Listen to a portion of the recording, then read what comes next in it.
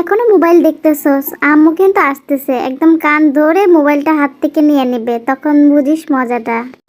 ইস, তোর বুঝি হিংসা হয় নাকি? আমি ফোন দেখতেছি তাই আমার ইচ্ছে করতেছে আমি ফোন দেখছি, তোর কি হয়েছে তাতে?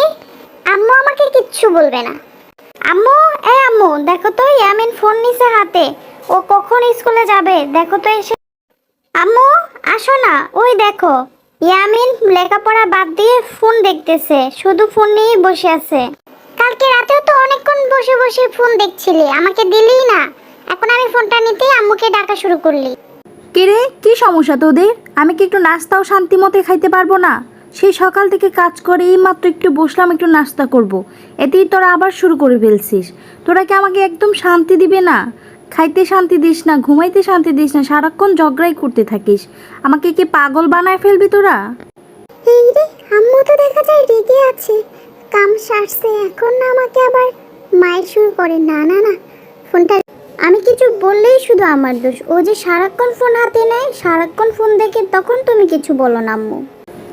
এই আমিন, ফোন রাখ। আজকের পর থেকে তোদের দুইজনের থেকে একজনের হাতেও যেন আমি ফোনটা না দেখি, তাহলে আমি নিজেও ফোন চালাবো না, ফোনটা বিক্রি করে দেব, না হয় আছাড় দিয়ে ভেঙে ফেলবো। তারপরেও তোদের দুইজনের হাতে যেন আমি এই ফোনটা আর না দেখি।